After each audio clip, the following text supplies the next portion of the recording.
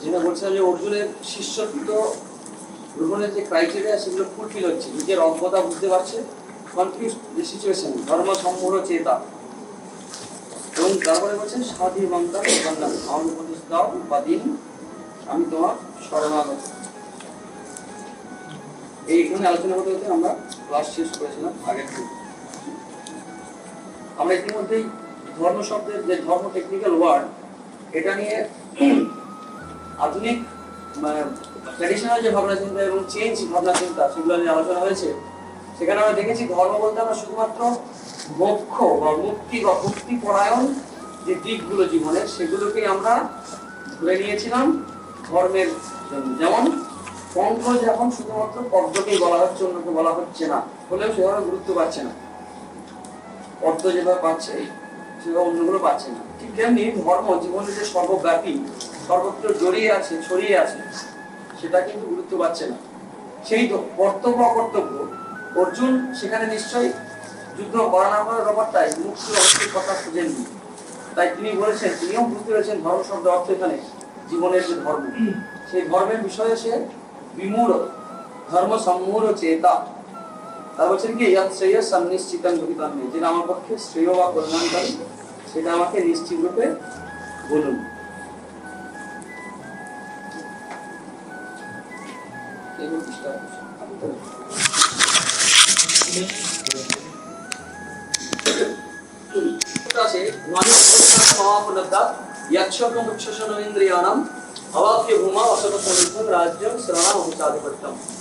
বলছে যে শরণাগত হয়ে বলছেন, দেখুন আমার যে শোক হয়েছে, যে মোহ আর শোকের কথা বলেছিলাম, রাগ মনে আছে, রাগ অ্যাটাচমেন্ট, তারপরে মোহ, তারপরে শোক, পরপর আসছে। আসক্তি, স্বজন কি করে বধ করবো, দৃষ্টি এবং স্বজন কৃষ্ণ, মনে আছে শ্লোকটা কোন দিকে? বলছি স্বজন বধ, অর্থাৎ এই আত্মীয় সম্পর্ক। এবার হয় কি হবে, যে মোহটা বা রাগটা হয় কি হবে, একসঙ্গে থাকতে থাকতে হয়। কিরকম? যেমন ধরো বলা যেতে পারে আপন বোধ হয়, কিভাবে হয়? যেমন স্বামী স্ত্রী বা প্রেমিক প্রেমিকা, তোমাদের বলতে সুবিধা হবে, বুঝতে সুবিধা হবে, পরস্পরকে চিনি না আমরা, কিন্তু যখন কাছাকাছি এসে যায় আস্তে আস্তে থাকতে থাকতে একটা আপন বোধ তৈরি হয়।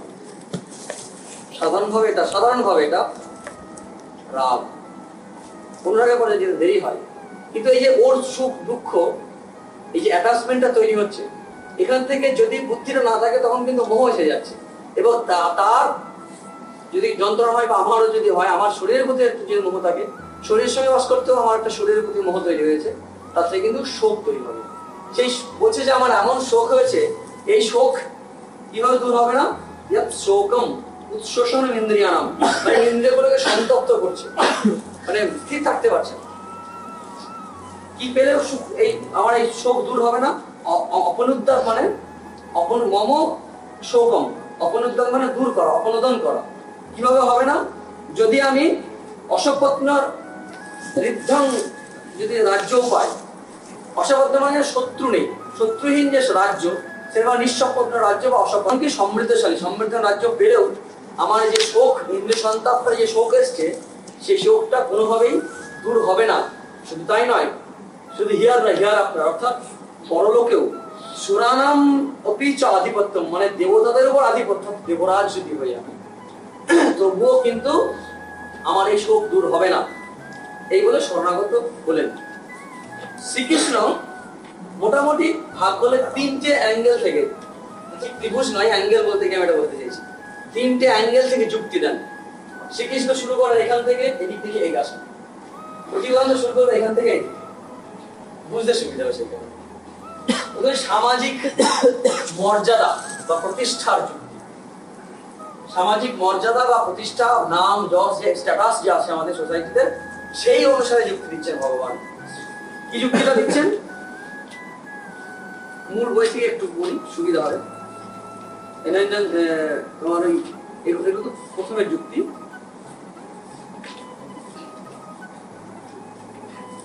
34 নম্বর থেকে 34, এখান থেকে মোটামুটি 36, 34, 35, 36, এই তিনটে শ্লোকে এই যুক্তিটা দিচ্ছেন। কি যুক্তি দিচ্ছেন? যে 33 থেকে শুরু হয়েছে, তোমার একটা কীর্তি আছে। তুমি যদি যুদ্ধ না করো, তোমার যে প্রতিষ্ঠা আছে, তুমি একজন ক্ষত্রিয়। অর্জুন, তুমি একজন মহাবীর, দক্ষ যোদ্ধা, ধনুর্ধারী। তুমি যুদ্ধ না করলে তোমার যে স্ট্যাটাস আছে, সোশ্যাল স্ট্যাটাস, সেটা কিন্তু ডিস্টার্ব হবে, হ্যাম্পার্ড হবে। অকীর্তিন চাপি ভূতানি কথাই শান্তিতে অব্যায়াম।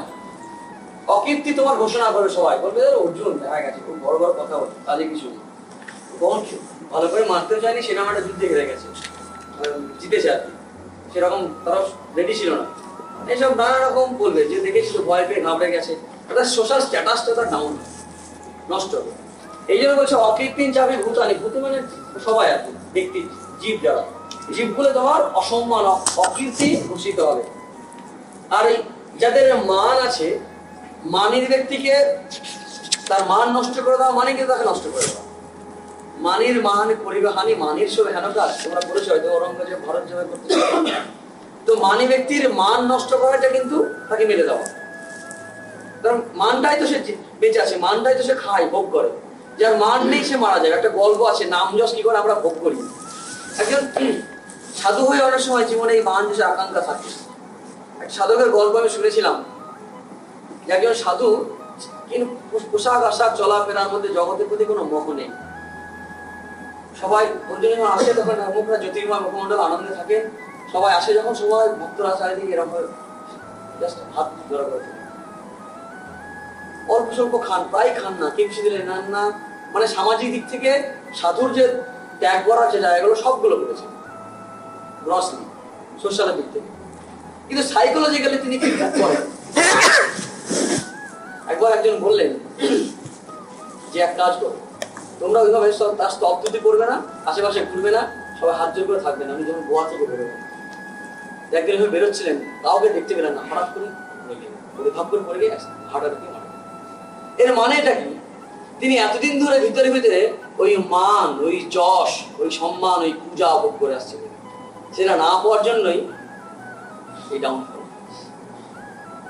মেনে নিতে পারলেন না যে আমাকে এত পূজা সম্মান করছিল, তাই পূজা সম্মান হজম করা তো সহজ জিনিস। এই যে ব্যাপারটা, এই বিষয়টা কি প্রমাণ দিচ্ছে, সোশ্যাল স্ট্যাটাস আরো বড় আকারে ধরো। এটা সাধু জীবনে পুঙ্খানুপুঙ্খ বিচার বলে এটা গল্পটা বললাম আমাদেরকে। তেমনি করে আমরা অনেকে এই সোশ্যাল এই স্ট্যাটাস পেলে না পেলে বড় হতে পারি না। দরকার, সত্যি প্রয়োজন আছে, এটা সাধু বলে বললাম, দরকার নেই হয়তো, সেই কারণে শুনতে কেমন লাগছে। কিন্তু এমনিতে মানুষের আমাদের জীবনে অ্যাপ্রিসিয়েশন প্রয়োজন আছে, জীবনে একটু হাততালি, একটু উৎসাহ হলো প্রয়োজন আছে, সত্যিই প্রয়োজন আছে, কারণ মুখ্যভাবে সবাই নয়। এই যে সোশ্যাল স্ট্যাটাস, এই স্ট্যাটাসটা তোমার ডিস্টার্ব হবে, অর্থাৎ স্ট্যাটাস থাকবে না। অর্জুন, তোমাকে সবাই ঘৃণা করবে, তোমাকে নিন্দা করবে। পরের শ্লোকে কি বলছে, লোকে ভাববে কি, আরে ভয় পেয়ে গেছে, ভয়ে আসছে না আমার কাছে, যা অনেক দেখেছি।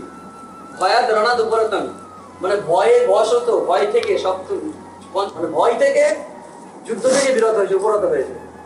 মানুষান্তে তা মহারথা, যারা মহারথী তারা মনে করবে অর্জুন ভয় পেয়ে যুদ্ধ করছে না। ইয়েশাঞ্চতম বহুমতম, আর যাদের কাছে তুমি বহু মত অর্থাৎ বহু সম্মান পেতে, তাদের কাছে তুমি লঘু প্রাপ্ত হবে, হালকা হয়ে যাবে, লাইট হয়ে যাবে। ইয়াস্যসী লাঘবম, মানে লাঘবত্ব প্রাপ্ত হবে, অর্থাৎ কি তুমি হালকা হয়ে যাবে, হালকা, তোমার গুরুত্ব থাকবে না, গুরুত্ব লঘুত্ব। নেক্সট বলছে অবাচ্য বাদাংশ বোন, অকথ্য কথা তোমাকে বলবে, তোমার সম্বন্ধে বলবে, তোমাকে বলবে। বদিষ্যন্তি তব অহিতা, তোমার শত্রুগুলো, তোমার অহিত মানে শত্রু, তব অহিতা বহু বচন, মানে তোমার শত্রুরা তোমার সম্বন্ধে এমন কিছু কথা বলবে যা উচিত নয়, অবাচ্য কথা বলবে, যা অবাচ্য মানে যা বলা উচিত নয়, বাচ্য মানে যে বলা উচিত। অবাচ্য বাদাম সেবন বদিষ্যন্তি তব অহিতা, নির্নন্দস্তব সামর্থ্যম, তোমার সামর্থ্যের নিন্দা করবে, তত দুঃখ তরঙ্গ, কিন্তু এর চেয়ে দুঃখতর আর কি হতে পারে। সামাজিক মর্যাদা প্রতিষ্ঠা মিলল ব্যাপারটা, বলছে এই জন্য তোমার যুদ্ধ করা উচিত। লাস্ট যুক্তি বলছেন কি, তোমার যুদ্ধ করা উচিত, সামাজিক মর্যাদা প্রতিষ্ঠা আছে তোমার জন্য। সেকেন্ড অ্যাঙ্গেল, তোমার এটা ধর্ম, তোমার এটা কর্তব্য। সাধর্মম অভিচাবেক, 31 নম্বর শ্লোক, 31, 32, 33 জুড়ে আছে এই তিনটে। সাধর্মম অভিচাবেক নাদিকম কিন্তু মহর্ষি কাঁপছিল, মনে আছে? বীরপ্রতিষ্ঠিত শরীরে মেরে মহর্ষি যায়, আমার শরীর কাঁপছে, আমার রোমাঞ্চ হচ্ছে। তো হচ্ছে তোমার কাঁপা উচিত নয়। কেন? তোমার ধর্মের দিকে তাকিয়ে, তোমার ডিউটির দিকে তাকিয়ে। সাধারণম অপিচ আবেক্ষ না বিকম্পিত মনসি। ব্যক্তিজন শ্লোকে বলছে যে নিজের ধর্মের দিকে তাকিয়েও, তোমার কর্তব্যের দিকে তাকিয়েও তোমার কাঁপা উচিত না, হেলা উচিত। কারণ তুমি ক্ষত্রিয়, মনে রাখতে হবে তখনকার একটি মিলিটারি ম্যানে যেমন এখন ধরা যেতে পারে, তেমনি ক্ষত্রিয় তার ধর্ম অন্যায় যদি হয়, তার সে যদি দায়িত্বপ্রাপ্ত হয় তখন তাকে সে নিয়ন্ত্রণ করা। যেমন বর্ডারে বা সিআরপিএফ বা পুলিশ, তখন যার ডিউটি, যার কর্তব্য, সেটা করা উচিত। এখানে অর্জুন কি বলছেন? ধর্মযুদ্ধ, অর্থাৎ ধর্মের পক্ষে যুদ্ধ করছো তুমি। ধর্মাধি যুদ্ধ শ্রেয়ান্না ক্ষত্রিয় নাবিতাতে। এই শ্রেয় যা কল্যাণকারী, মনে আছে? মানে যা শ্রেয় তাই আমাকে বলো, সেটা শ্রেয়। তুমি ক্ষত্রিয়, তোমার যুদ্ধ করা উচিত। তুমি জন্মগত ক্ষত্রিয়, গুণগত ক্ষত্রিয়। জন্মগত কেন? তুমি পার্থ, পৃথা ক্ষত্রিয় নন্দিনী, তার কোন পুত্র তুমি? পাণ্ডু বংশের জন্ম, পাণ্ডুপুত্র। আর এক দিক থেকে বলতে গেলে দেবতা ইন্দ্রের পুত্র। মোট কথা, তুমি ক্ষত্রিয়, তোমার হচ্ছে কি এটাই শ্রেয়। ক্ষত্রিয় নাবিতাতে ধর্মযুদ্ধ অপেক্ষা। আর একটা কি, ওরা এই যুদ্ধক্ষেত্রে যদি কারো প্রাণ যায় তাহলে সে স্বর্গে যায়, একটা কনসেপ্ট আছে। এটা ব্যাখ্যা আমি যাবো। যদি ইচ্ছা চৌবনম স্বর্গ দ্বারা মহকৃতম। এই যুদ্ধটা তুমি ইচ্ছা করে দাও নি, যদি ইচ্ছা এসে গেছে, মানে বাই চান্স এসে গেছে, কাজ তোমার সামনে হাজির হয়েছে, তোমার কাজটা করতে হবে। তুমি নিজে সৃষ্টি করো। উদাহরণ আমি যাকেই মানে দায়ী যাকেই করি, ধরাষ্ট্রকে করি আর শকুনকেই করি আর দুর্যোধনকেই করি, তুমি নিজে সৃষ্টি করো, তুমি দায়ী নও। সে স্বেচ্ছায় এসছে। সবাই এরকম ধরনের সৌভাগ্য পাই না, মানে ধর্মের জন্য যুদ্ধ করা। যদি স্বর্গ দ্বারা ভাব পেতাম, এটা স্বর্গের দ্বার খুলে দেবে। এটা কিন্তু এখনকার দিনে দাঁড়িয়ে মনে হতে পারে এটা একটা ফেক আইডিয়া, অ্যাবসার্ড আইডিয়া। একবার এরকম একজন একটা কথা হচ্ছিল, সম্ভবত তুরিয়ানন্দজি বা প্রেমানন্দজি বলছেন যে ভেবনা যে স্বর্গ বলে কিছু নেই, হয়তো স্বর্গ চায় না, নরক চায় না। হিন্দু ধর্মের কনসেপ্ট হচ্ছে কি, তারা স্বর্গেও যেতে চায় না। স্বামীজি বলছেন এক জায়গায় যে your religion teachers how to go to heaven, hour religion teachers how not to go to heaven. মানে কেমন করে স্বর্গে যেতে না হয়, কারণ স্বর্গে গিয়েও আবার ফিরে আসতে হবে। এটা হিন্দু কনসেপ্ট। কারণ ওটা হচ্ছে কি, যেমন ব্যাংকের অনেক টাকা আছে, এটিএম কার্ড থেকে টাকা তুলে নেবে, টাকা নিয়ে তুমি একটা বড় জায়গায় হোটেলে থাকলে, খেলে দিলে, ফুর্তি করলে, পরে তোমার যেদিন টাকা শেষ হয়ে গেল সেদিন ন্যাচারালি আমি আসছি মাম্মি এই দিনই। আবার যদি তুমি কুকর্ম করো, জেলে গেলে, এতদিন তোমার পানিশমেন্ট শেষ হয়ে গেল, না আর জায়গা নেই, না ভালো লাগছে বাইরে গোলমাল হয়েছে, না না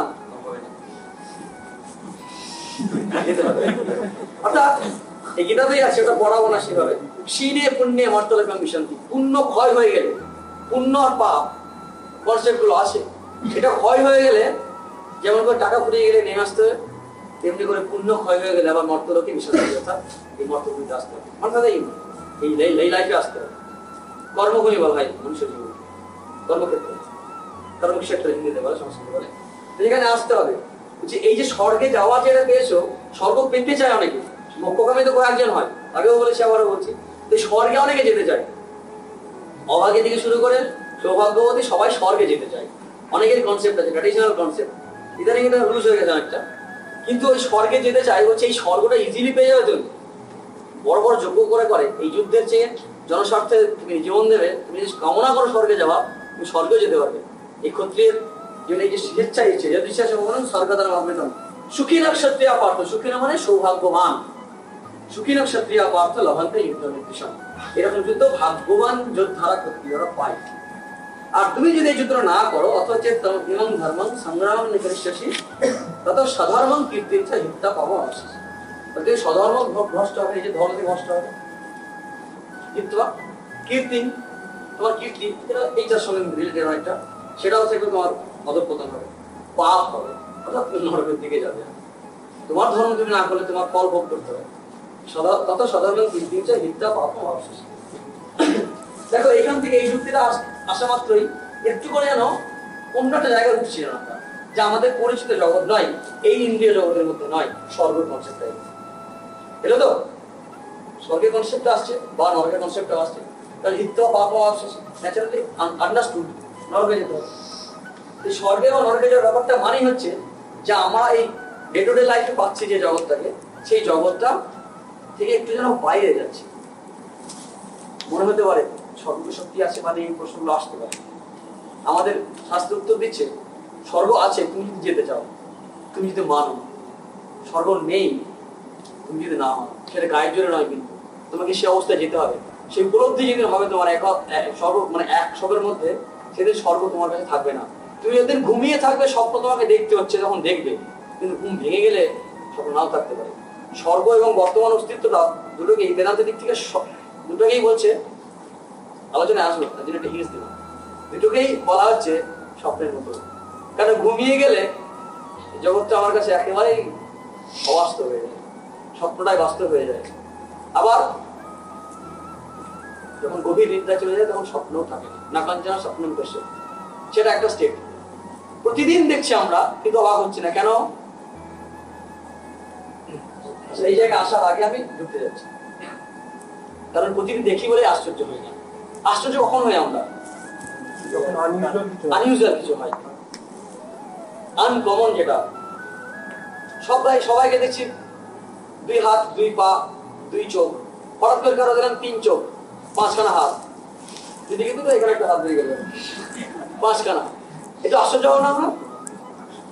অর্থাৎ যা ডে টু ডে লাইফে নয় সেটা দেখে আমরা আশ্চর্য হই, অর্থাৎ বিরল কিছু দেখে আশ্চর্য হই আমরা, এটা সাধারণভাবে পাওয়া যায় না। কিন্তু এই যে একটা অদ্ভুত ঘটনা ডেলি ঘটনা আমাদের লাইফে, আমরা জানি না, খেয়াল করি, কারণ আমরা জ্ঞান হওয়া আগে থেকে হয়ে আসছে, এখন হচ্ছে ভবিষ্যৎ হয়তো হবে। সন্ধে হয়, রাত হয়, 2টো বাজুক আর 4টেই বাজুক, প্রেয়ারে যাই না যাই, ঘুম একবার যেতেই হবে। একদিন দিন পারলাম না, একদিন যেতে হয়। ওই ঘুমার সময় দেখবে তোমার সামনে তোমার অত্যন্ত অপ্রিয় শত্রু সেও নেই, অত্যন্ত প্রিয় জায়গা ছাড়া বাঁধবে বলে মনে হয় সেও নেই। তুমি একাই যাও স্বপ্নের জগতে, মনোময় কোষ যেখানে থাকে সেখানে তাও হয়তো কিছু কিছু মেটেরিয়াল থাকে। সেই মেটেরিয়াল কি? তোমারই রচিত মেটেরিয়াল, তোমারই তৈরি যে ডাটাগুলো পেয়েছো তুমি মানে এই ওয়ার্ল্ড থেকে, সেগুলো সেভ হয়ে থাকে। সফট কপি নিশ্চয়ই, হার্ড কপি পাও না তুমি সেখানে। সেই সফট কপি দিয়ে একটা সফট ওয়ার্ল্ড তৈরি করো তুমি, সেই সফট ওয়ার্ল্ডে তুমি এনজয় করো। তারপর একটা সময় সফট ওয়ার্ল্ডটাকেও তুমি স্লিপ মোডে দিয়ে দাও, তারপর চলে যায় একেবারে জানো সুখাম মাহামশাপসম না কিঞ্চিৎ হবে দেশম। আমি সুখে ঘুমিয়েছিলাম, কিছুই টের পাইনি। সুখ হয়েছে এটা অনুভব আছে, কিন্তু কি দেখেছি মনে নেই। আর সেখানে কোনো দেখার জিনিস ছিল না, অনুভব করার জিনিস ছিল না। কোন অনুভব যে করবে সে ছিল, কিন্তু যা অনুভব করে তা ছিল না। আবার যখন জেগে আছে তখন অনুভব করার জিনিসও আছে, যে জেগে আছে সেও আছে। এই 3টে স্টেজের মধ্যে আমরা অহরহ আনাগোনা করি, জাগ্রত, স্বপ্ন, আর একটা বেলায় সুষুপ্তি, ড্রিম স্টেট। প্রতিদিন ঘটে। জঙ্গলমহলে একবার ছেলে প্রশ্ন করেছিল, এই আত্মতত্ত্ব আলোচনার সঙ্গে এসেছিল, বাই চান্স এসেছিল, ওটা আমি আলোচনা করি না, এখানে করবো অবশ্যই, না করলে গীতা কিছু অংশ বোঝা যাবে। তো তোমরা যদি চাও অবশ্যই কি করবো তো একটু, হ্যাঁ কিছু জিনিস বুঝতে গেলে দরকার আছে। মানা না মানা করার ব্যাপার, সব যুক্তিতে আমি যাবো না, মোটামুটি একটা ডিটেলস দেবো। ডিটেলস দিতে গেলে প্রচুর ক্লাস। তো সেখানে ওই ঝাড়গ্রামে একটি ছেলে প্রশ্ন করলো যে আপনি তো বলছেন, প্রশ্নের উত্তরে বলেছেন, সেখান থেকে আরেকজন প্রশ্ন করছে যে এই যে আমাদের জন্ম এটা অনাদি, মানে কবে জন্মেছে ঠিক নাই, কুকুর ছাগল মানুষ গরু বাছুর কত কি হয়েছে ঠিক নেই, তো অনাদি কি করে হবে? মানে আমার স্টার্টিং তো আছে কি, তাই তো একসময় মিলে যাচ্ছে। সায়েন্সের নিয়মে কি হচ্ছে, আমি যদি ডাকি ও বাইরে যে সৌতিক আয়, সৌতিক কখন আসতে হবে? যখন ভিতরে থাকবে তখন তো আসতে পারে বাইরে।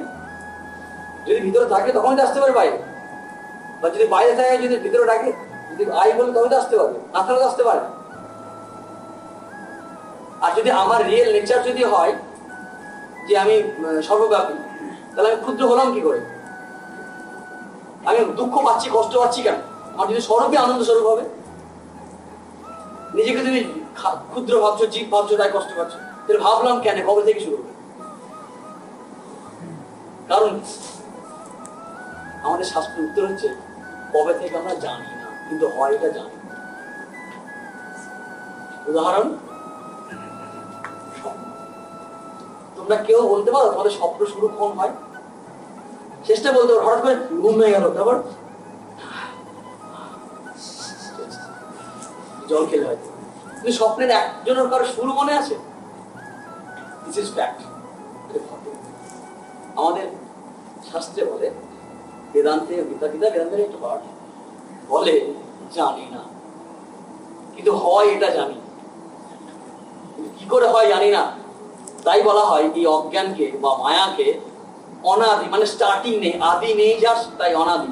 কিন্তু শান্ত, তালবস্য নয়, দন্তস্ব, অন্ত আছে যা, কিন্তু সয়াকা দন্ত নয় তয়, শান্ত, শান্ত নয়, সংস্কৃতে শান্ত, অন্ত আছে। এবার স্বপ্ন বাদ দাও, আর একটা বাস্তব উদাহরণ দেখো। তুমি জানতে এখানে একটা ক্লাস হবে আজকে? কবে থেকে জানতেন? তার আগে থেকে জানতেন? তার আগে থেকে জানতেন? আচ্ছা, আমেরিকার একটা পুকুরে একটা কোলা ব্যাঙ আছে, বিশাল সাইজের, জাস্ট উদাহরণ দিয়ে বলছি। তুমি জানতে আমি বলার আগে? জানতে না। কবে থেকে জানতে না? 1 মাস আগে? কবে থেকে জানতে না? প্রত্যেক অজ্ঞানের ক্ষেত্রে, প্রত্যেক ভুল কম জ্ঞানের ক্ষেত্রে, প্রত্যেকটা অজ্ঞানতার ক্ষেত্রেই হচ্ছে অনাদি। Knowledge makes you perfect. বাস্তব ক্ষেত্রে এটা, এক্ষেত্রে অনেক বেশি। Knowledge makes you perfect. এর মানে এই নয় যে তোমার এই নলেজ, তোমার অজ্ঞানতার আগে ছিল, অজ্ঞানতা চিরদিনই স্টার্টিংলেস, বিগিনিংলেস, বাট end আছে। Every organ has end but no starting. শাস্ত্র বলছে এই জ্ঞান যদি তোমার হয় তাহলে তোমার অজ্ঞান দূর হবে, অজ্ঞান দূরে তোমার আত্যন্তিক দুঃখ নিবৃত্তি হবে, পরমানন্দ প্রাপ্তি হবে। এটা জাস্ট একটু এবার ঢুকছে আপনার যে 3টে স্টেজের কথা বললাম। বললাম জাগ্রত, স্বপ্ন, সুষুপ্তি, এই 3টে স্টেজ আমাদের আছে। অর্জুনকে শ্রীকৃষ্ণ এই জাগ্রত, স্বপ্ন, সুষুপ্তির কথা বলছেন, বলছে আত্মার কথা, চৈতন্যের কথা, কনসাসনেসের কথা। যখন আমরা এই জগতে ঘোরাফেরা করি, আবার মনে করো জাগ্রত অবস্থায়, তখন consciousness, mind and it's modification, মানে বাংলায় মনের মডিফিকেশন আছে, মনের বিচিত্র যে বৃত্তিগুলো, কল্পনা করি আমরা, রিজনিং করি, অনেক কিছু করি, তো বুদ্ধি আছে।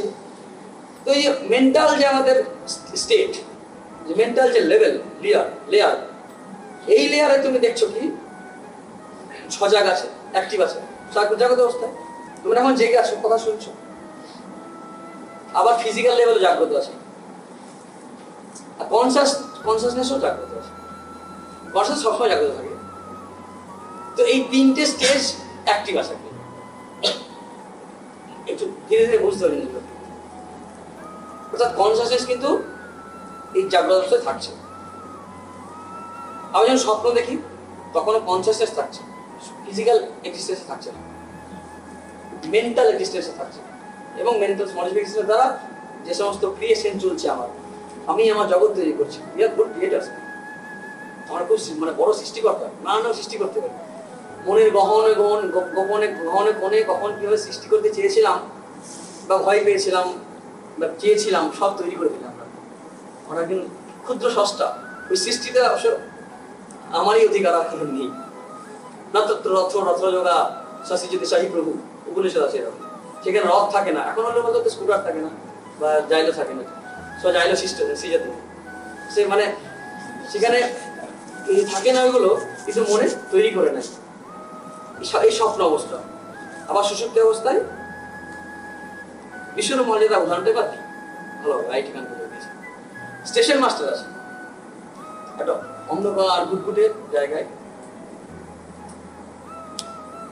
ট্রেন চলে আসলো প্রথম থেকে, ধরো লোকে ভিড়, প্ল্যাটফর্ম, লাইট জ্বলছে, তারপর ওই এলাকায় ট্রেন যাবে না, একটা টাইমের পর আর যাবে না। স্টেশন মাস্টার আছে, প্ল্যাটফর্ম ভিড় আছে, লোকজন আছে, লোডশেডিং হয়ে গেছে, ট্রেন আসবে। ভাবো, যখন আছে তখন স্টেশন মাস্টার আছে, ট্রেন চলে গেল, লোকগুলো চলে গেল, তখন কে সাক্ষী? Station master. তখন অন্ধকার হয়ে গেল, তখনও কি আছে? এই যে এতগুলো স্টেপ যাচ্ছে সবকিছু সাক্ষী হচ্ছে কি? তেমনি জেগে আছি সেখানে কনসিয়াসনেস আছে, যখন শুয়ে পড়ছি তখন স্বপ্ন আছে আর কনসিয়াসনেস আছে, আর যখন স্বপ্ন দেখছি না তখন কনসিয়াসনেস আছে। তোমাদের প্রশ্ন হতে পারে কনসিয়াসনেস যে ঘুমনের পরেও থাকে বুঝবো কি করে? আমি কিছু দেখছি না তার মানে নেই। যখন ডিপ স্লিপ হয়, সুষুপ্তি হয়, তখন কনসিয়াসনেস নেই বলতে পারো তো? আসলে কনসিয়াসনেস রিফ্লেক্স না হলে জানা যাবে না। কিরকম? একটু মুছছি।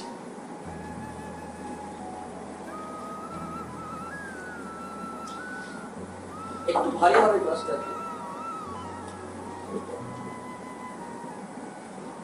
উদাহরণের সাথে কিছু কিছু জিনিস বাদ দিতে হবে বোঝার জন্য। ধরো একজন মোটরসাইকেল নিয়ে একটু ছবি দেখে সময় বোঝে না, মোটরসাইকেল দিয়ে একজন যাচ্ছে,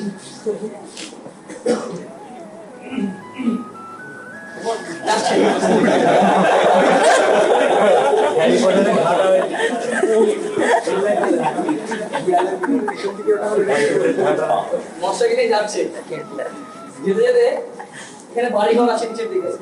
যদি তোমরা বদ্রীনাথ বা কেদারনাথ দিকে যাও, আমি গতকাল দেখলাম, দেখলে অনেক গাছপালা, বাড়ি ঘর আছে, দোকান টোকান আছে। আর উঁচুতে যাও দেখবে দোকান কমে যাচ্ছে, লোকজন কমে যাচ্ছে, কমে যাচ্ছে। যত উঁচুতে উঠবে কমতে থাকে। এখন ক্লিয়ার স্কাই যদি থাকে ওই শরৎকালের দিকে বা হ্যাঁ কিন্তু ক্লিয়ার স্কাই থাকে, যদি তোমার ধুলো বালি কম থাকে, সেই পরিস্থিতি দেখবে তুমি যখন যাচ্ছ উঠছো তখন দেখবে এগুলো আছে। আরো উপরে চলে যাও, একটা সময় তুমি আর কিছু দেখতে পাবে না। তুমি কি বলবে লাইট নেই? লাইট নেই বলবে? লাইট আছে, কিন্তু লাইট আছে বোঝার জন্য যে বাধা দরকার, বাংলা ভাষায় অবস্ট্রাকশন দরকার, ইংরেজিতে যার দ্বারা রিফ্লেক্ট হবে সেটা নেই। Which will make you understand yes light is there, যা তোমাকে বুঝতে সাহায্য করবে যে আলো আছে, রিফ্লেক্ট হওয়ার জায়গা নেই। এখানে আলো আছে, হাত দেখতে পাচ্ছ তো? কি হাত সরিয়ে তুমি বলবে এখানে আলো নেই? আলো আছে। আমরা যখন অন্ধকারে বই পড়তে পারি না। যখন বই থাকে, যখন লাইট জ্বালে তখন বই পড়তে পারি, তখন কিন্তু শুধুমাত্র বই দেখছি না, আর কিছু দেখছি, খেয়াল করি না। কি দেখছি বলতো? আলো দেখছি না, আলো প্লাস বই কম্বাইন্ড আমরা দেখছি একসাথে, সেগুলো সেপারেট করি না। তেমনি আমরাও কনসাসনেস এবং আমাদের ফিজিক্যাল যে এক্সিস্টেন্স একসঙ্গে মার্জ হয়ে আছে, বুঝতে পারি। সেখানে থাকে পিওর কনসাসনেস যখন ডিপ স্লিপ হয়, সেখানে কোনো ডিস্ট্রাকশনস প্রজেকশনস কিছু থাকছে না, সেখানে রিফ্লেক্ট করার অবজেক্ট নেই। এই কনসাসনেসটা যেটা আমাদের মধ্যে আছে সেটা শরীরের সব জায়গায় আছে, তাই বুঝতে পারছি।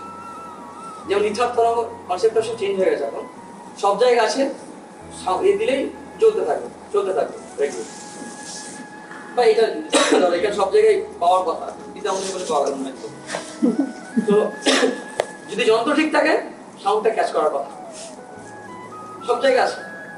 তেমনি কনসাসনেসটা আছে, স্বপ্ন অবস্থায় বুঝতে পারছি আছে, কারণ স্বপ্নে ওখানে কিছু নেই যারা প্রমাণ হবে যে আছে। এই কনসাসনেসটা কিরকম? লাইটের মতো। লাইট কিরকম? লাইট হচ্ছে আমাদের বেদান্তে চিরদিনের উদাহরণ দেওয়া হয়, লাইট নট দ্য পার্ট, এটা লাইট হচ্ছে light the part of this pen, chalk না, প্রোডাক্ট অফ চক না, এটা ওর অংশও নয়, এর তৈরিও নয়। প্রপার্টিজ, ওরা তো প্রপার্টি পাওয়া যায়, ক্লিক করলে প্রপার্টি দেখি যাবে, প্রপার্টিও নয়, পার্ট নয়, প্রোডাক্ট নয়, কিছুই নয়। কিন্তু এই লাইটটা কিন্তু সব জায়গায় ছড়িয়ে যাচ্ছে, পারফেক্ট করছে, বিস্তৃত ব্যাপ্ত হচ্ছে, ইংরেজি সংস্কৃত বলা, এটাকে প্রকাশ করছে। বুঝতে পারছো? তো না বুঝতে পারলে কি বলবো? হ্যাঁ ওটাই তো ততক্ষণ চেষ্টা করছি, মানে সত্যি না জিনিসটা আমি বলছি বেশ কঠিন। কনসিয়াসনেস জিনিসটা বোঝা খুব কঠিন। অথচ এটা না থাকলে একটা রোবটের সঙ্গে, টেবিলের সঙ্গে আমার এটার সঙ্গে পার্থক্য কি? আপনি something is there which is making me to react voluntarily. একটা ইঞ্জিন চলে যাচ্ছে বিশাল বড় রেল লাইনের উপর দিয়ে, ওই রেলের পাশেই একটা ছোট্ট পোকা ছিল, সাউন্ডটা বুঝতে পেরে সরে গেল। এই দুটোর মধ্যে পার্থক্য কি বলতো? এত বড় একটা যন্ত্র, সেটা যন্ত্রই, আর এই পোকাটা সরে গেল, সে নেচারের এগেইনস্টে রিবিল করতে পারে। সেই কনসাসনেসটা আছে তার সাহায্যে সে রিবিল করতে পারে, নেচার পারে একটা সিস্টেমকে ফলো করে।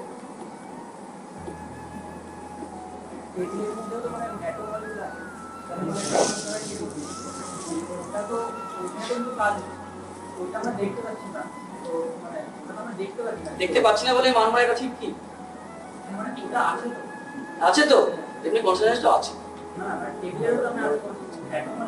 হ্যাঁ, সেটা অনেক দূরের কথা। সেটা বলতে গেলে স্বামীজি উদাহরণ দেখেছো না, যে ভাত খাচ্ছে তাতে ড্রামে কনসাসনেস সবকিছুতেই চৈতন্যময় দেখছি, এটা অনেক দূরের কথা। কিন্তু জেনারেল ম্যানিফেস্টেশনটা বেশি হয় যেগুলোর মধ্যে, সেটা বলা হচ্ছে। মানে বেদান্তের দিক দিয়ে বলা গেলে সব জায়গায় কনসাসনেস আছে, কনসাসনেস ছাড়া কিছু নেই বলতে পারো। মানে very much less manifested consciousness is matter যদি বলি। জড়বাদী কি বলছে? সবটাই হচ্ছে কি ম্যাটার, এনার্জি। কনসাসনেস বলে কিছু নেই, consciousness is the product of the matter. চৈতন্যবাদীরা বলবে ম্যাটার হচ্ছে প্রোডাক্ট অফ দ্য কনসাসনেস, বল ডিগ্রেডেড ফর্ম অফ কনসাসনেস, জড়ত্ব প্রাপ্তি হয়েছে। স্বামীজির একটা সুন্দর উত্তর আছে। তুমি যদি মনে করো যে একদিনের অ্যামিবা আজকে বুদ্ধ হয়েছে, তাই তো, বিবর্তনের পথে, যদি আমরা ইভলিউশন মানি, তাহলে এটা মাথায় রেখো, অ্যামিবাটা হচ্ছে আনম্যানিফেস্টেড বুদ্ধ। বুঝলে কিছু? বুঝলে না তো? আবার সে উদাহরণটা মনে করো, আমি যদি সৌতিক বলে ডাকি তবেই তো আসবে। যদি অ্যামিবার মধ্যে বুদ্ধত্ব থাকে তবেই তো বুদ্ধ বিকাশ হবে, না হবে কোথা থেকে? Something may not come out of nothing. জড়ের মধ্যে কনসাসনেস বা কনসাসনেস থেকে জড় যেটাই তুমি মানো, মানে একটা তোমাকে মানতে হচ্ছে না। তুমি যদি বলো না জড় থেকে ম্যাটার থেকেই কনসাসনেস এসছে, তাও যদি হয় তাহলে বলতে হবে ম্যাটারের মধ্যে কনসাসনেস ছিল, আছে, তাই না? অ্যাকচুয়ালি এক্সিস্টেন্সটা একটাই, ম্যানিফেস্টেশন কিভাবে হচ্ছে এটা ডিপেন্ড করে। ইন জেনারেল আমাদের ক্ষেত্রে দেখা যায় যে আমাদের যে শরীর চলে যায়, সব থাকে, সব কিছু আছে, তবুও মানুষটাকে মৃত বলে ঘোষণা করা হয়। কখন?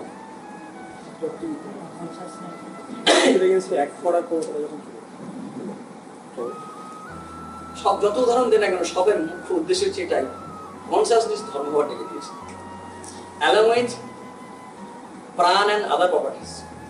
সূক্ষ্ম শরীর বলা হয়, এগুলো ডিবেটেবল, এগুলো ডিটেলসে ঢুকতে চাইছে না, তার অনেক সময় যাবে, প্রচুর ক্লাস লাগবে। জাস্ট একটা হিন্টস দিতে চাইছি, এর কনসেপ্ট ট্র্যাডিশনে চলে আসছে, একটু যাতে মোটামুটি ধারণা দেওয়া। এ নিয়ে অনেক তর্ক হতে পারে, আলোচনা হতে পারে, হতেই পারে। আমি সাজেস্ট করবো মনে আসা। তো আমরা জন্মাই কেন? জন্মাতে চাই না, যে বারবার জন্মাচ্ছি, এই জন্মের মধ্যে কিন্তু আমাদের থাকে কি কি, এগুলো তোমার ইনফরমেশন দিচ্ছি, আলোচনা করতে গেলে করা যায়, সময় বেশি দিতে পারবো। ওই সূক্ষ্ম শরীর থাকে একটা, যেটা যায়, সূক্ষ্ম শরীর কখন একদম চলে যায়? যখন মুক্তি হয়, বলা হয় মোক্ষ। মোটামুটি এই হচ্ছে আমাদের জন্মান্ত। এই জন্মটা বারবার হয়, কিন্তু হবে না কখন? এই জন্মের সঙ্গে আমার সঙ্গে তিনটে শরীর সাধারণত থাকে। আমার স্থূল শরীর আসে, সূক্ষ্ম শরীর আসে। সূক্ষ্ম শরীর কি আছে? মন, প্রাণ, বুদ্ধি। সূক্ষ্ম শরীর ফিজিক্যাল বডিতে কিন্তু ফিজিক্যাল আইটেমগুলোই থাকে, মানে গ্রস আইটেমগুলো। আর একটা কারণ শরীর, তার সঙ্গে আত্মা সংযুক্ত হয়ে থাকে, আমি, আই, এটা চলে যায় উপরে। যখন মুক্তি হয়, আমি জাস্ট কনসেপ্টটা ডিসকাস করছি, তখন কিন্তু এই কোনোটাই থাকে না। তখন সুপ্রতীক যে বলছে যে মলিকুলগুলো থাকে, তার মধ্যে তো এইসব থাকতে পারে, হ্যাঁ, তখন তার সেই অজ্ঞানতাটা চলে যায়। অজ্ঞানতা চলে গেলে আর তখন অন্য কিছু থাকে না, সবার মধ্যে চৈতন্য থাকে। সে কাউকে প্রতিশোধ নেওয়ার কথা ভাবে না, তার কাছে অহিংসাটা পালন করতে হয় না কষ্ট করে। কি বললাম? একে প্ল্যান করে কষ্ট করে করতে না, যে মারছে তাকে এইভাবে বাবুজি বলে গেছে অহিংসা পালন করতে, শাস্তি আছে পালন করতে, এমন নয়। তার ভিতরে এমনই তার একটা ভাব আসে, সে আলাদা দেখে না। দ্বিতীয় আগ্রহী ভঙ্গ যে দ্বিতীয় দেখতেই পায় না, যে তার প্রতি ভয় পাবে, ভালোবাসে, সে নিজেই স্বভাবে হয়ে যায়। তখন তাকে যখন ঢিল মারা হয় তখন সে আনন্দ করার বলে বা আনন্দ পায়, প্রতিশোধ হওয়ার কথা ভাবেও না, সে সহিংসায় প্রতিষ্ঠিত।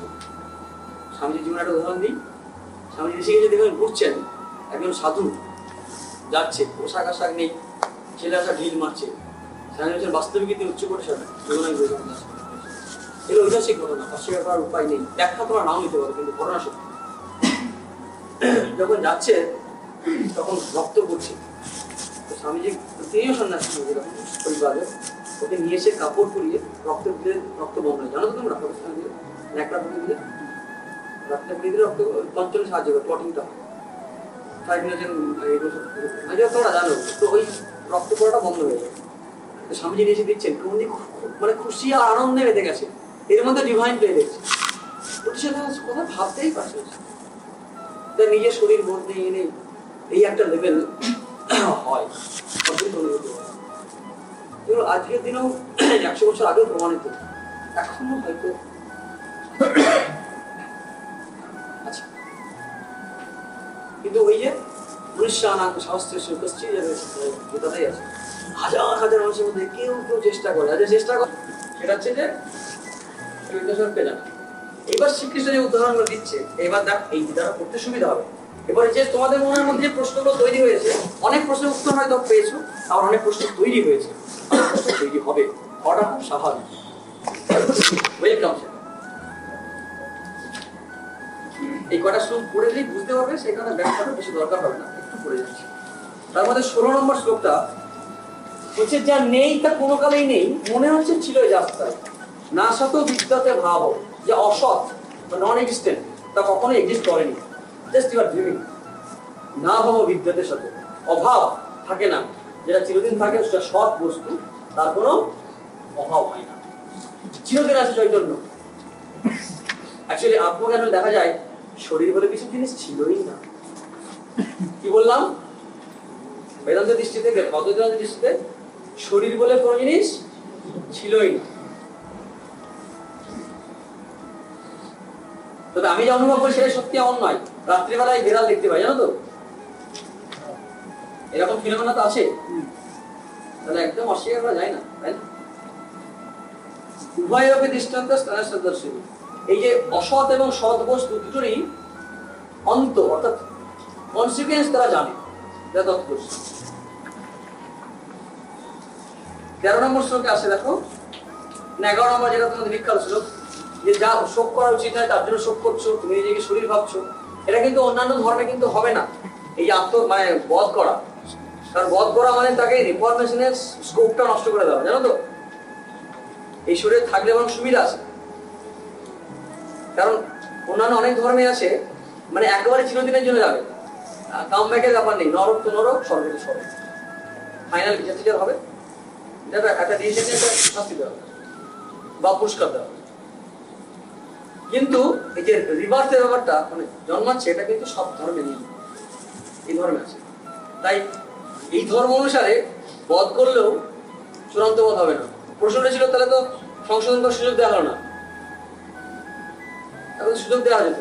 এখন দেখো, যে মানুষটা সবার ক্ষতি করে যাচ্ছে, ধ্বংস করে যাচ্ছে, যার উপায় নেই, যে সংশোধনের কারণে রেখেও দেখা যাচ্ছে সে বদলাচ্ছে না, তাকে অন্যের স্বার্থে এবং তার স্বার্থেও তাকে সে বধ করা উচিত, সেটাও ধ্বংস করা উচিত। কারণ সে আরো বেশি ক্ষতি করবে, আরো বেশি নিজেকে অধঃপতিত করবে। আর আমরা যদি ক্ষীণ দৃষ্টিতে তাকাই, যদি ভোগের দিকে, কর্মের দিকে বেশি তাকাই, আমাদের কিন্তু নিজেদের অধঃপতন হয়ে গেছে। স্বামীজি বলছে, একটা কুকুর যে আনন্দের মাংস পায়, একটা মানুষ তো পারে না। তার মধ্যে প্ল্যানিং থাকে, তার মধ্যে লজ্জা থাকে, তার মধ্যে সোশ্যাল আরো বাধাগুলো থাকে না? একটি ছেলে আইসক্রিম খাচ্ছে, প্রথমে কাঁদছে আইসক্রিমের জন্য, বাবা আইসক্রিম দাও। আইসক্রিম যখন দিল তখন আবার কাঁদছে, কেন? শেষ হয়ে যাচ্ছে। আমরা খেতে খেতেও খাবারের মন কনসেন্ট্রেট করতে পারি না, আমার গলা পড়েছে, আমার 3 পিস পড়েছে আজকে। আবার খাওয়ার সময় না, এই সময় মানে পুরোপুরি অ্যাটেনটিভলি খেতে পারি না। তাই আমরা যদি ভোগ খুব বেশি চাই, আমরা কি হতে চাইছি বলতো? ভালো একটা কুকুর হতে চাইছি। নেক্সট পার্টে খুব সম্ভব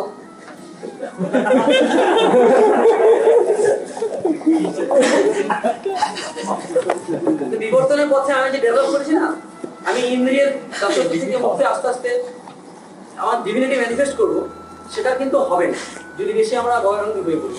তো এটা ডিসকাশনের সঙ্গে কিন্তু আলোচনা হয়ে গেছে। বলছেন যে শরীরের কথা যে বলছিলাম, যে এই শরীরের জন্য দুঃখ করার কথা নয় তোমার, তুমি তোমার দুঃখ করতে আর পণ্ডিতের মতো বলা হয়েছে বড় ইত্যাদি। তারপর 12 নম্বর শ্লোকে বলছেন, এমন নয় যে তুমি আগে ছিলে না, এমন নয় যে আমি আগে ছিলাম না, আমরা সবাই ছিলাম, হওয়ার থাকবো, not in the form of this body. Chaitanya রূপে ছিলাম। 13 নম্বর শ্লোকে আছে, দেহি নস্মি যথা হে কৌমারং যোগহর যারা, মনে জানো জানো সবাই? যেমন আসে সেই চেঞ্জ গুলো হয় ফিজিক্যাল লেভেলে, ম্যাক্সিমাম চেঞ্জ যেটা হয় মেন্টাল লেভেলে, একদম ফাইনাল ডিপার্চার মানে মুক্তির সময়। অনেক উদাহরণ আছে যেদিকে শুনি। আর যেহেতু বলছি এটা বিশেষ আলোচনা করবো না, আমি সাইকোলজি সাইকোলজি যাবো, তাই মোটামুটি একটা আলোচনা হলো আজকে ক্লাসটাই।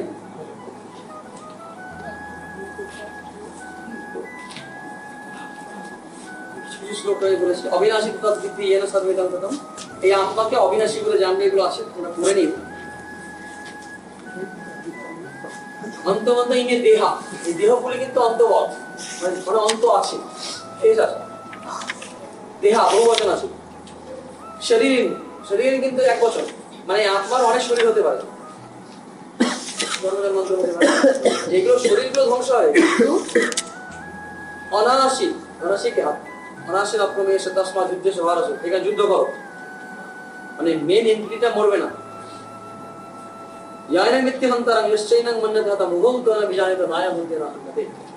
যে মনে করে একে হত্যা করে, আর যে মনে করে হত্যা করি বা করায়, দুজনেই ঠিকঠাক জানে না। এগুলো বহু মুখস্থ করা শ্লোক তোমার। না যায়তে মেয়ে তলা আছে দায়ান হত্যা হইদা না হয় না ভুয়ো, এর জন্ম হয় না, জন্ম যেতে মানে মৃত্যু প্রশ্নই ওঠে না। জন্ম মানে একটা কারণগুলো যুক্ত হয়ে একটা জিনিস তৈরি হবে।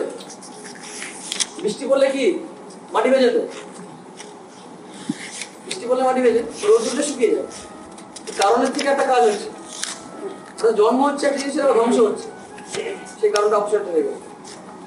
ঠিক তেমনি যদি জন্ম হয় নিশ্চয় কোনো কারণে হয়েছে, কারণে হয়েছিল, সেই কারণটা সরে গেলে আবার তো যাকা তাই। আমি যদি পবিত্রতা অর্জন করতে চাই তাহলে একসঙ্গে বর্জন করতে হবে। কেন বলতো? That is not my own entity, আমার নিজের প্রপার্টি না, সম্পত্তি না। পুণ্যটা থাকে না কেন? পুণ্য আমার নিজের নয়। পাপও আমাকে ছোবে না কেন? পাপ আমার স্বরূপ নয়। ভয়ঙ্কর পাপীও সম্ভাবনা আছে। বেদান্তের এই বাণীটাই স্বামীজি 5টা থেকে এটাই খুব খেয়েছে। কারণ বরাবর শুনে এসছে যে আমরা বর্ন সিনার, বর্ন সিনার, এই কনসেপ্টটা আছে। একটা মানুষ খুব খারাপ কাজ করছে, তাকে যদি বলা হয় ইউ আর নট বর্ন সিনার, না পিতা পিতা, না ভ্রূণহা ভ্রূণহা, সেখানে বাবা বাবাও থাকে না ওই চৈতন্যের জায়গায়, মা মাও থাকে না, সেটাও থাকে না, ওটা কোনো সেলিব্রেশন করা যাবে না সেই চৈতন্যের লেভেলে গেলে। যা সেলিব্রেশন, পূজা আচার, ঘৃণা, পাপ, যা কিছু এই লেভেলে হতে পারে, কিন্তু ওই জিনিসটা কিন্তু কেউ নষ্ট করতে পারে না। এই লেভেলেই একমাত্র বলা যায় যে পাপ নেই ওই চৈতন্যের জন্য। এটা ওদের ভালো লেগেছে, কারণ শুনে এসছে আদমই একবার ভুল করেছে, সেই ভুলটা আমরাও ক্যারি ফরওয়ার্ড করে যাচ্ছি, আমরা কপি করতে হবে। প্রথম শুনলো একটা কবিতা আছে, সুন্দর লিখেছে একজন, এই শুনলাম সেই হিন্দু ঋষির মুখে, পাপি নয় মরা মোটেই, কবিতা দেশি একজন লিখেছিলেন, সাহস পেলাম আমরা, এরকম কিছু কবিতা আছে। অর্থাৎ এই যে চিরন্তন শাশ্বত বাণী, আত্মার বাণী, চৈতন্যের বাণী, আমাদের স্বরূপের বাণী, এই বাণী বেদান্তের বাণী, যেটা বলছেন my ideal indeed can be put into few words, that is to preach unto mankind the divinity, এই চৈতন্য, আত্মতত্ত্ব, যেটা এতক্ষণ ধরে বলছি, এইটাই স্বামীজি প্রচার করতে গিয়েছিলেন দেশে এবং দেশে। স্বামীজি বলছে এটা যে ছাত্র যদি ভাবে আরো বেশি ভালো ছাত্র হবে, ফার্স্টে সে ইত্যাদি ব্যাপার থাকে তো। কারণ আমার জীবনটা অনেক সময় ভাবে কি এটা দিয়ে শেষ হয়ে যাবে, যদি আমি এটা না পাই, যদি জ্যামে আটকে যায়, যদি গেটের গেট না খোলে, আমার জীবন বরবাদ হয়ে যাবে। কিন্তু আমার স্বরূপ, আমার যে মহিমা, এই ছোটখাটো গেট, ছোটখাটো জ্যাম তো দূরের কথা, বড় বড় মগ পর্যন্ত হটিয়ে চলে যাবো আমি।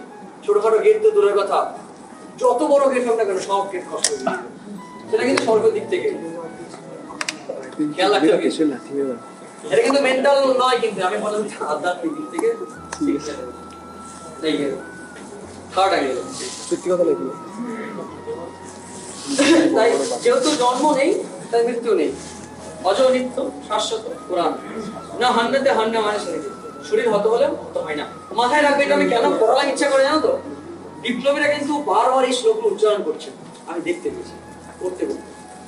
দীনেশ গুপ্ত সে ফাঁসে যাওয়ার চিঠিতে লিখছেন, তারপরে সুভাষ কিন্তু বাদ দিচ্ছে, সবসময় গীতা নিয়ে থাকে, চণ্ডী গীতা রুদ্রাক্ষের মালা, তো ওগুলো বাদ দিচ্ছেন। আমি জিনিস যেটা বলছি দেখো, এই বিপ্লবীদের মুখে কিন্তু এই শ্লোকগুলো ঘুরতো, গাছাং সিজিরানে যথা বিহায় থেকে শুরু করে রাজা থেকে এগুলো এর একটা তারা কিভাবে নিয়েছে জানি না, কিন্তু বিশ্বাস অর্জন করতে জানি না, কিন্তু তারা এই বিশ্বাস কিন্তু তীব্রভাবে ছিল। তারা দেশের স্বাধীনতা অর্জন করতে গিয়েও এই আলোচনা তারা করতো, এই শ্লোকগুলো ইম্পর্টেন্ট। দেখে এগুলো আমাদের ইয়ারে আপনার জোর দেওয়া হয়, পরীক্ষায় থাকে না খুব আমাদের, এগুলো বেশি করে দেওয়া হয়। কারণ আমাদের যে সমস্ত কীর্তি গেলাম চলাফেরা, যদি একবার আত্মপক্ষে বিশ্বাস হয় না, একটা এনার্জি পাওয়া যায় যে আমি যে যাই করি না কেন আমার কাম ব্যাকের স্টেপ সবসময় আসে, আমি ফিরে দাঁড়াতে পারি সবসময়। এটা বড় একটা বল দেয়। তারপরে এই বিখ্যাত শ্লোক আসছে, ভাষাংশি যে না ইয়া তাবি হয় নামানি হিন্নাতি নরপরাণী ইত্যাদি আছে, নবীনং ছিন্নানি শাস্ত্রাণী, যে কনসার্নেসকে বলা হলো। আমি এই লাইট এটাকে কাটতে পারবো না, কিছু করতাম না, লাইটটা মনে রাখে, এটা কিন্তু ম্যাটার, উদাহরণের জন্য নেওয়া হলো। অর্থাৎ মনে রেখো, যখনই কাউকে দেখছো একসঙ্গে কিন্তু চৈতন্য যুক্ত ব্যক্তিকে দেখছো, মানে বেঁচে থাকলে আমরা কিন্তু ভালোবাসি, আমরা যে টানটা অনুভব করি না, সেটা কিন্তু কনসাসনেসের লেভেলে। কারণ কনসাসনেস এক হওয়ার জন্য তুমি বলতে পারো বিকশন তো করে, বিকশন করে আপনাদের জন্য। একটা গল্প বলে শেষ করবো, আজকে এটা বলি। নৈনান সিন্ধান্তি শাস্ত্রাণী নৈনান হরি বাবু, এগুলো তোমরা জানো, আমি ব্যাখ্যায় যাচ্ছি না। তারপর একে কেউ আশ্চর্য বলেন, এটা কি আশ্চর্য পশ্চাতি কশ্চিৎ এনম, মানে কেউ কেউ একে আশ্চর্য মনে করে। আশ্চর্যটাকে মনে করা হয়, আমাদের আলোচনা হয়ে গেছে আনকমন। এই আত্মজীবন তো অনেকে আমরা শুনি না, প্রথম শুনলাম আমি আবার চৈতন্য দেখি, আমি তো জড়ো জানি দেখি। আশ্চর্য বলে কোথায় হচ্ছে অন্য, অন্যরা কেউ কেউ আবার আশ্চর্য বলে মনে করে, মানে বলে অদ্ভুত জিনিস একটা, কারণ নেই জানো তো, আমার আছে তোমাদের কারণ নেই, মানে ভাবখানে এমন আমি ব্রহ্ম বাকি সব ভুলসাল, আমি যদি ব্রহ্ম হয় তোমরা ব্রহ্ম, আমি যদি চৈতন্য হয় তোমরা চৈতন্য হয়। এই সাম্যবাদের এত বড় বাণী মনে হয় আর কোনো ফিলোসফি নেই। আশ্চর্যবাদ অন্যম শ্রীনদী, কেউ কেউ আশ্চর্য জিনিস আছে, শুনেছি বটে, ওই জিনিস সব জায়গায় বলা যাবে না, আমি যে জিনিস সব জায়গায় ছড়িয়ে যায়, ভুল বুঝুক হাফ বুঝুক বুঝুক, সত্য পেনাং বেদনা যে উপস্থিত কেউ শুনে বুঝতে পারে। দেহি নিত্যম অবদ্ধায়ন দেহি সর্বস্ব ভারত তস্মাৎ সর্বাণি ভূতানি আত্মা সচেতন। এই দেহিকে, দেহ আছে যা, এই দেহিকে কেউ কখনো বধ করতে পারে না, এটার জন্য তুমি শোক করো না।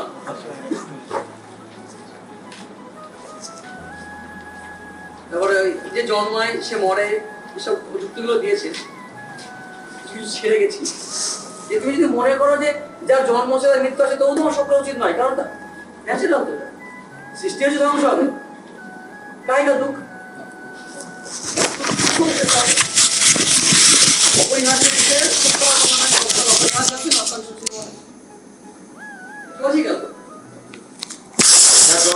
ধ্বংস হবে, তার জন্য শোক করো না।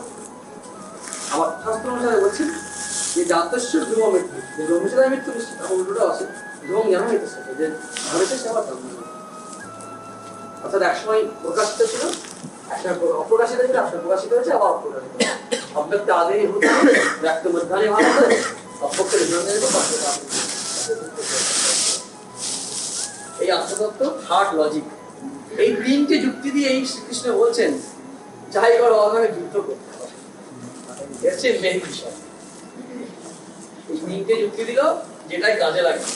অনেকগুলো অপশন আছে, এই অপশনের মধ্যে তুমি যেদিকে যাও তোমাকে যুদ্ধ করতে হবে। যে গল্পটা বলে শেষ করে বলছিলাম আমাকে, সেই গল্পটা বলি শুরু করি।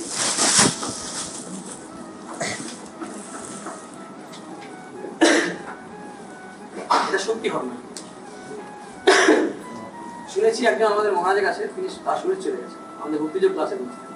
এই আমাদের ভালোবাসার উৎস, ভক্তি প্রেমের উৎস, এটা রস আছে। তো এলোপিং কেস, এলোপিং বলছো তো ব্যাপারটা, এলোপিং কেস বললো না, প্রেম করে পালিয়ে গিয়ে পালিয়ে যায়। ইয়েলো পি ই মনে হয় না, ইলো বা ইলো যাই ইয়েলো পি আইএলজি ভাব করলে আইন। তো ওই ওই চলে গেছে বর্মা, শরৎচন্দ্র পিরিয়ডে কিন্তু সময় পরস্পরকে না দেখে থাকতে না পারা বা পারতে পারা। তো ভালোবাসা হয়, জয় বিয়ে হয়, স্বামীটা একটা জায়গায় চাকরি পায়, চাকরি করতে যায়, মানে প্লেগের সরাসরি করতে। হঠাৎ করে তোমাদের কাউকে তো বলেছি গল্পটা, মেয়েটি অপূর্ব দেখতে, পান্ডাও দেখতে, মারা যায়। ওদের অসুস্থ হয়, তখন সেবা করে ছুটি নিয়ে। হঠাৎ করে মিডনাইটে মারা যায়। যখন মারা যায় না, যাকে ছেড়ে থাকতে পারতো না তার কাছে থাকতে পারছে না।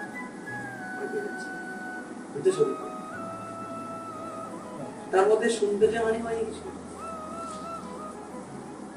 কাকে ভালোবেসে একদিন জানতে বা অজান্তে কাকে ভালোবেসেছে? সৌন্দর্য আড়ালে কি ছিল? কি ছিল? ওটার সঙ্গে ফিট করতে পারে না। এই যে চৈতন্য, যে কনসাসনেস, এটাই কিন্তু আমাদের সমস্ত ভালোবাসা উৎস।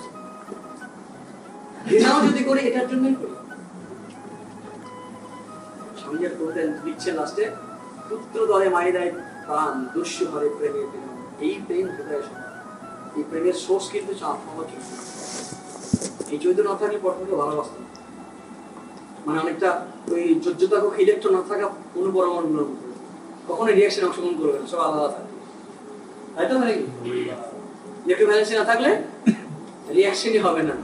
কিন্তু আমাদের মধ্যে যদি এই কনসেপ্ট না থাকতো তাহলে লাভ হতো না, আর লাভ না হলে সবটাই লস। Thank you.